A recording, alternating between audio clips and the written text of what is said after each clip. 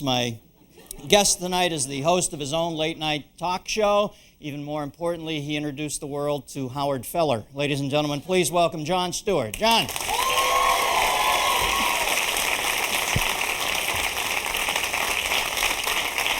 Jon A. Oh, I'm sorry, Dennis. We're watching some old tapes of America's Funniest Home Videos. A guy just got hit in the nuts. It kills me. I love that. I'm sorry, what were you saying? What did Saget say after he got hit in the nuts? Something like, no! Hey, man, I'm going to miss your show, Jon. I liked your show a lot. Thank you very much, Dennis. And, I appreciate that. How you feeling? What's it feel like, first off? It's rough, man. You know, it's like getting punched in the stomach, you know, to put that much of yourself into something and then have it get taken away is difficult. I do think that we weren't really canceled because we were too intelligent for the audience, that's for sure. I think people that watch the show would probably agree with that. I think one of the reasons we really got canceled, if I may, was it was a direct result of a plan designed and executed by the international Jewish media conspiracy. Now, Dennis, I have documentation back at my enclave. I can go back there right now. Yeah. You're not Jewish, are you, Jon? Yeah. All right, it wasn't them. It was shitty ratings, okay? No, I'm kidding.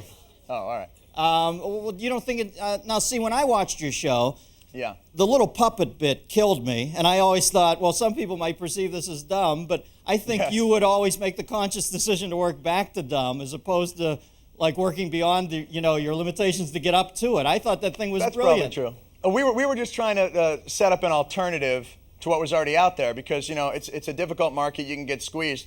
And we were so successful in setting up, an alternative that it only appealed to 5 people. I'd like to read their names now if I could. Jim Ferguson, Wisconsin.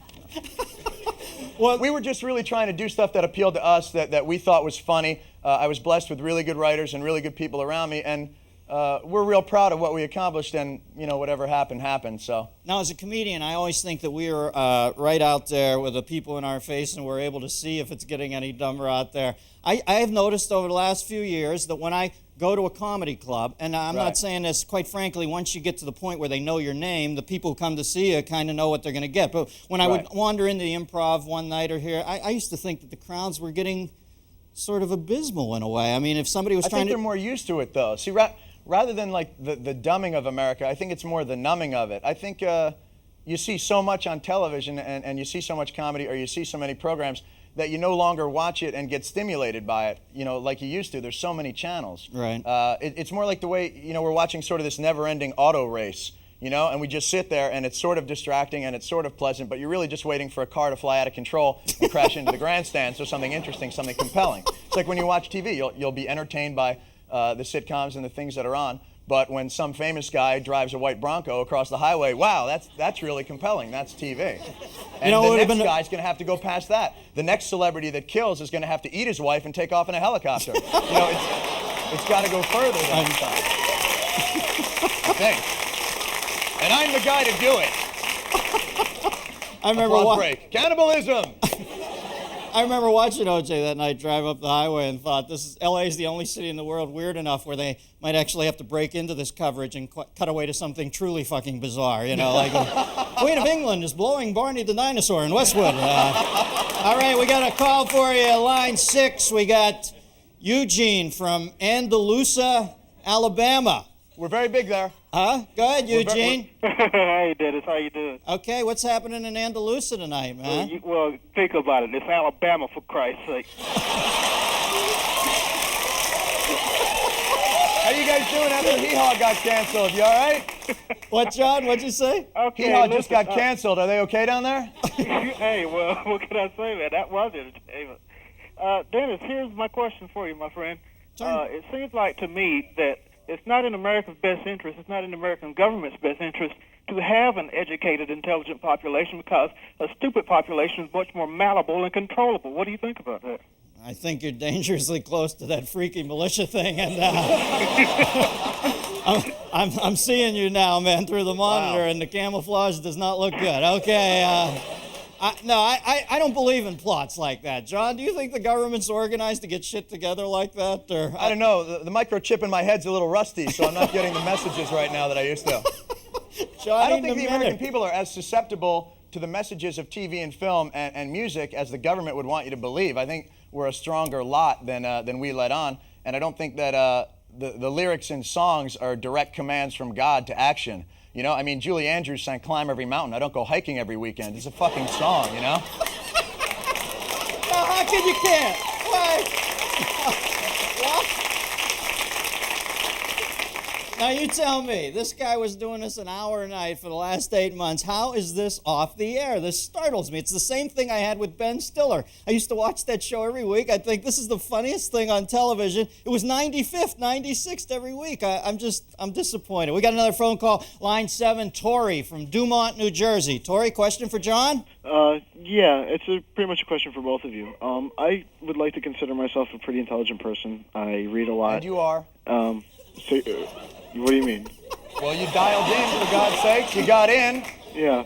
The question is, I pretty much got tired of having people complain at me about being smart in high school, and I just simply stopped working and stopped completing assignments and things like that, just so I wouldn't have to put up with the crap from all You found everybody. pot, didn't you, son? You found pot. Is that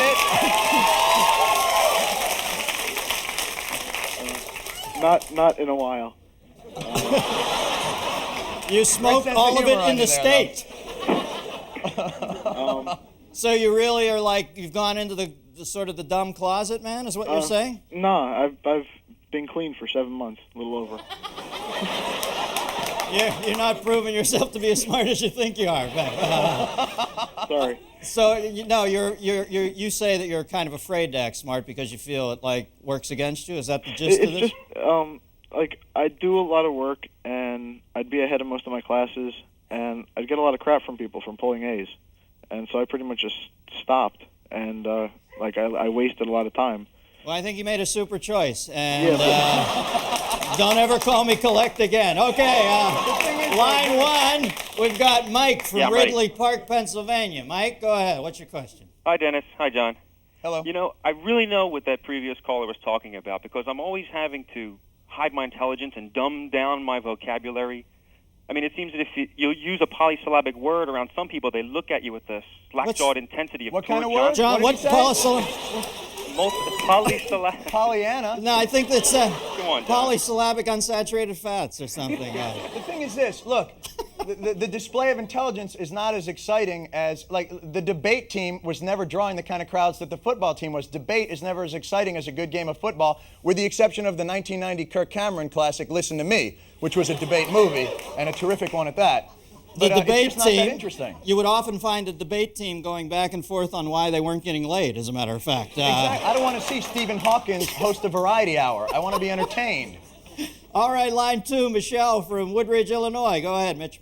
Hi, I'd like to know, are you as intelligent as your material makes you out to be, or are you helped by your writers on that? I'm completely propped up by writers. I am a mindless whore. I think John will agree with me. We're both. I'm just happy to be out without my helmet on. I know.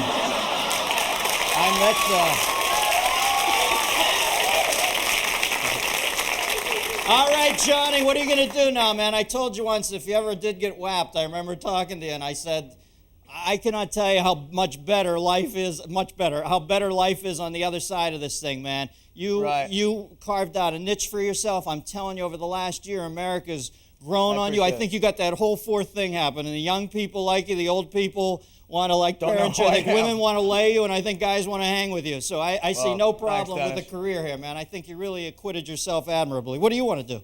I appreciate it. I was going to walk across America, but Forrest Gump already took care of that, so I don't really know. I'm stuck now.